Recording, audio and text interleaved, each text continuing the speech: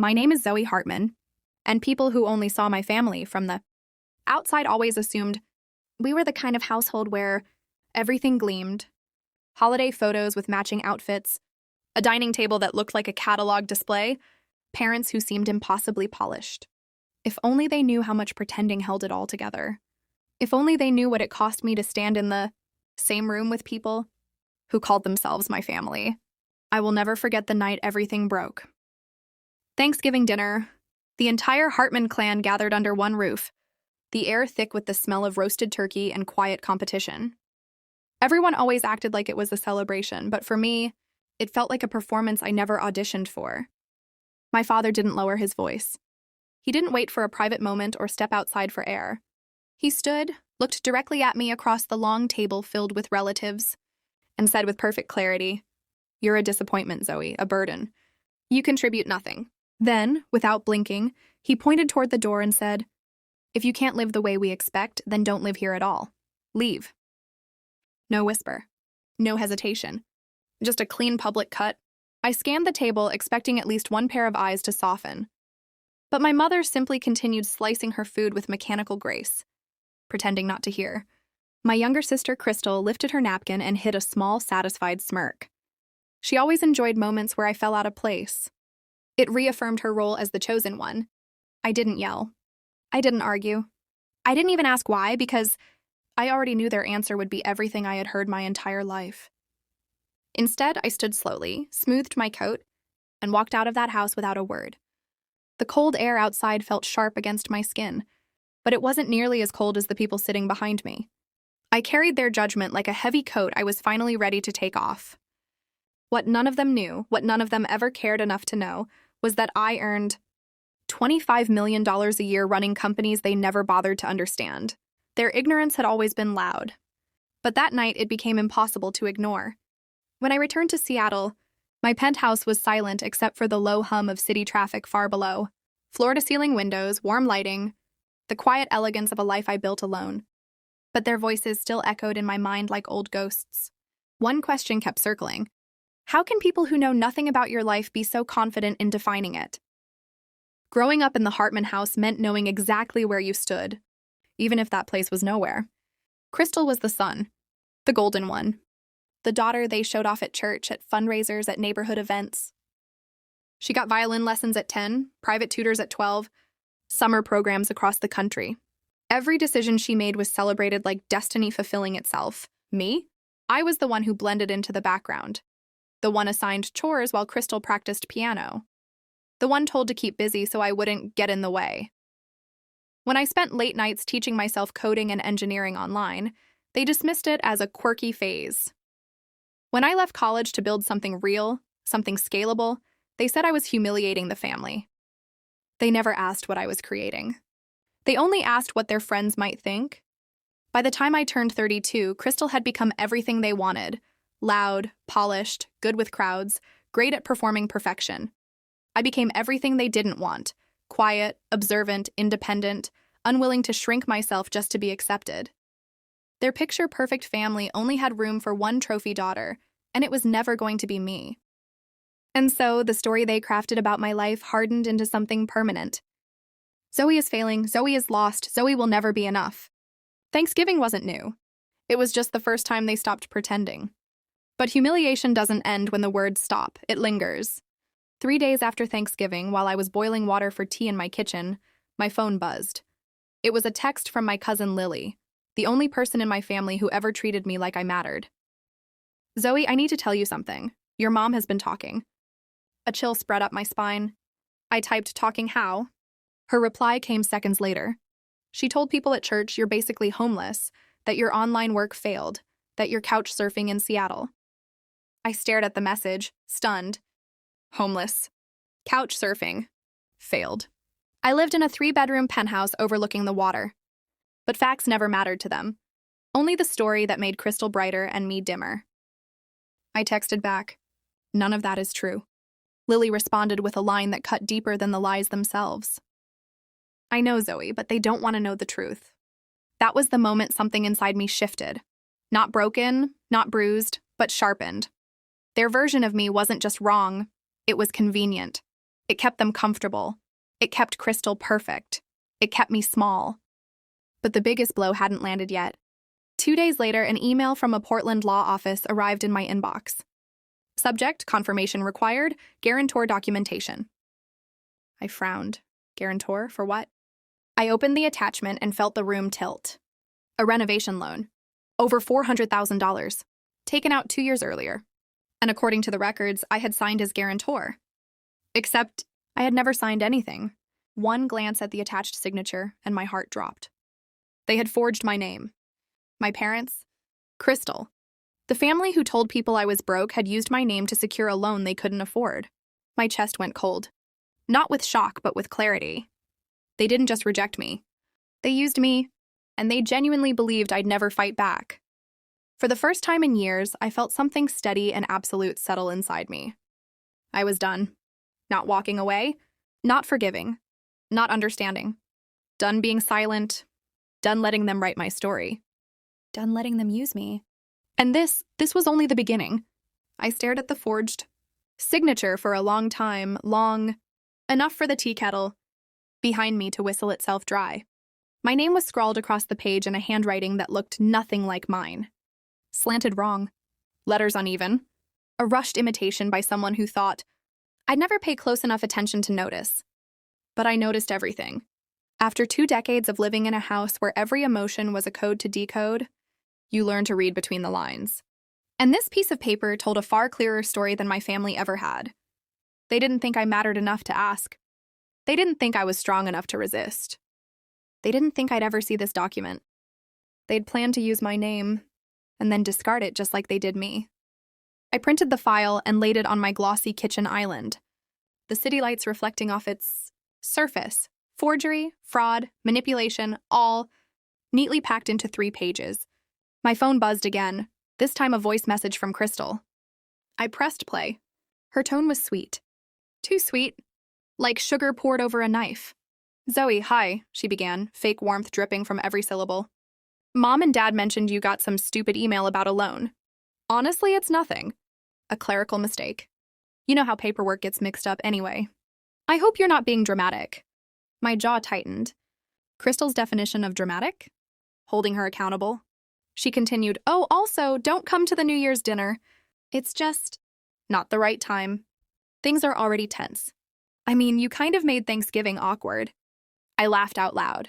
I made Thanksgiving awkward? She added brightly, okay, love you, or whatever. The message ended. I stood still, letting silence settle around me. My pulse wasn't racing. My hands weren't shaking. If anything, I felt more composed than I had in years. This wasn't pain. This was awakening.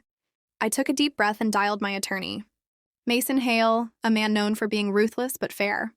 He answered on the second ring. Zoe, you all right? No, I said truthfully. But I will be. I need your help. Tell me. I explained everything. Thanksgiving, the lies, the forgery, the email, the signature. Mason didn't interrupt once. When I finished, there was a pause long enough for me to hear my heartbeat. Then he said, this is more serious than you think. I know. No, Zoe. His voice hardened. Forgery involving a financial institution is a federal offense. Whoever signed that document could face prison. My breath caught. Prison. My family wouldn't survive that, not socially.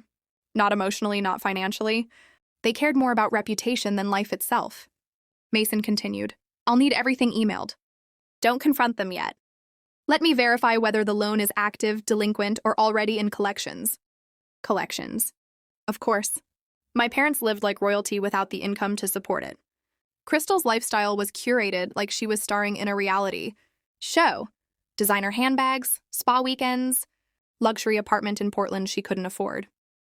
And the only reason they stayed afloat for so long was me. But not anymore. The next morning, I emailed Mason the documents and went for a drive. Seattle rain drizzled against the windshield as I cruised down the waterfront, trying to settle the storm inside me. Every memory of my family felt sharper now, like puzzle pieces snapping into place. The time Crystal stole my laptop and blamed me for losing it. The time my parents refused to attend my first product launch because tech events are boring. The time they told relatives I had mental instability to excuse the things they didn't understand. They rewrote my life anytime it benefited them. But this time, they rewrote something illegal. By afternoon, Mason called back. Zoe, I have updates. I parked my car, gripping the steering wheel. Tell me. You were right. The signature is forged. The loan is in default, and the bank is preparing to come after the guarantor. So they're coming after me. Yes. A cold stillness washed over me. Can I sue? I asked calmly. You can do a lot more than sue. Mason exhaled sharply. You can press charges. You can demand damages. You can force them into court. But first, I recommend we obtain the video footage from the bank. Most banks record the signing process. My heart clenched. Footage. If one of them walked into that bank pretending to be me, I swallowed. Mason, what if my sister did it? Then your sister goes down for it, he said without hesitation. I pressed my forehead to the steering wheel. Crystal's smirking face flashed in my mind. The way she looked at me during Thanksgiving, as if she had already won something, I didn't know we were competing for. Would she really commit fraud just to keep her lifestyle? To protect her image? To remain the center of the family? Yes, she would. Without blinking. Send me everything, Mason said. Let me handle the legal side. But Zoe, listen carefully. His tone dropped to something serious, almost heavy. You need to be prepared for the consequences. Once this process starts, it won't stay quiet. Families rarely survive this level of betrayal. I whispered, they betrayed me first. And now, Mason replied, you decide how the story ends. That evening, I returned to my penthouse and stood by the window overlooking Elliott Bay. The water was dark, restless, reflecting the city lights in fractured lines, almost like my life. But for the first time, I didn't feel broken watching it. I felt powerful. My whole childhood, I had been told silence equals peace. Silence equals maturity. Silence equals love. But sometimes silence equals enabling. And I had enabled them long enough. The next day, a letter arrived from the bank confirming their intent to collect. That was all I needed. I picked up my phone, pressed record, and sent a single voice note to the family group chat, Mom, Dad, and Crystal. My voice was calm, almost unnervingly so. Since you forged my signature on a loan you had no right to take, my attorney will be contacting each of you. Do not call me. Do not text me. We're doing this legally now. Within seconds, the chat exploded. Dad, what signature? Stop lying. Mom, Zoe, don't do this. Think of the family. Crystal, you are unbelievable. Mom again. We're your parents. You owe us. I stared at their messages, feeling nothing but clarity. Then I typed, I don't owe you anything, not anymore. I hit send. The line had finally been drawn, and I was the one who drew it. After hearing Crystal's verdict, the silence that filled the courtroom, it still echoes in my ears even today. The moment the judge's gavel hit, it felt as if the whole world held its breath. Crystal Rose Bennett, you are found guilty. That one line changed the entire direction of my life. Lily stood up from her seat and hugged me tightly. Zoe, it's over. Finally, it's really over. I broke down in tears. All those conspiracies, all those nights when I felt the truth would never come out. Everything was finally over. Mason also stepped forward and simply said, if you ever need anything, just know I'm around. There was no unnecessary heroism in his eyes, only a sincere promise of support. I gave a small smile. Thank you for believing in me when even my own family didn't. But the story didn't end here. Crystal being found guilty didn't magically make life easier, and my past wasn't ready to let go of me so easily. Epilogue begins, a few months later. My home, which once reminded me only of pain, finally felt like a home again. I was looking outside my window. The city's sky was clear today, just like my life. I had signed the first contract for my consulting business. The business that was once only a dream had now become reality. Lily was in the kitchen making coffee for me. Zoe, your meeting with the clients is at 4 p.m., right? Yes, I replied with a smile. And guess what? I am not scared anymore. She gave me a playful glare. You better not be. After everything you survived, business clients are nothing. We both burst into laughter. But another door was about to open. The doorbell rang. I thought it would be a delivery, but the moment I opened the door, my breath froze. Mom and Dad. Both of them were standing at my doorstep, tired, nervous, and nothing like the people who once called me a liability. I asked directly, why are you here?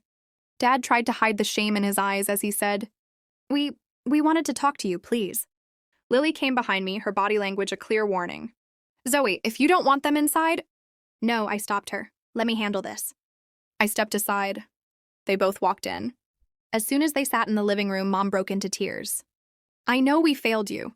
In every way a parent can fail their child. I stayed expressionless. Tears didn't affect me anymore. Dad began. We believed Crystal, because she manipulated us. But that doesn't excuse anything. We turned our backs on our own daughter. His voice was breaking. We want to make things right. I spoke softly. You can't undo years of pain. You can't erase what you said, what you did. Mom nodded. I know. That's why we're here. Not for forgiveness, but for a chance. If there's even a small space in your life where we can stand one day, we'll earn it. The room fell silent. My answer. I stood up. My heart felt heavy, but for the first time, not with anger. Mom, Dad, I healed myself. I rebuilt myself. The girl you once thought was weak, she doesn't exist anymore. They listened carefully. Lily quietly nodded too. She agreed. I continued. I'm not ready to let you back in completely, but I'm not closing the door forever either. Mom's eyes filled with tears. We'll wait, Zoe, as long as it takes. Dad simply said, Thank you, even for this much. They slowly stood and walked toward the door. But before leaving, Mom paused. Zoe, we are proud of the woman you became, even if we had no part in it. That line touched a very deep part of my heart, a place that had been aching for years. Life gave another twist. In the evening, just as I wrapped up a client meeting, my phone vibrated. Mason calling. A smile appeared automatically. Yes, Mason? He asked casually. How's the CEO life? I didn't hold back my laugh. Barely started. His tone softened. I'm proud of you, Zoe. And I wanted to ask if you'd like to grab dinner sometime. A real dinner. Not business talk, just us. My heartbeat skipped for a moment. I looked outside the window, the night sky glowing with the city lights. For the first time, it felt like maybe life was ready to give something back. Mason, I said with a soft smile. Yeah, I'd like that. His happiness was clear even in the silence.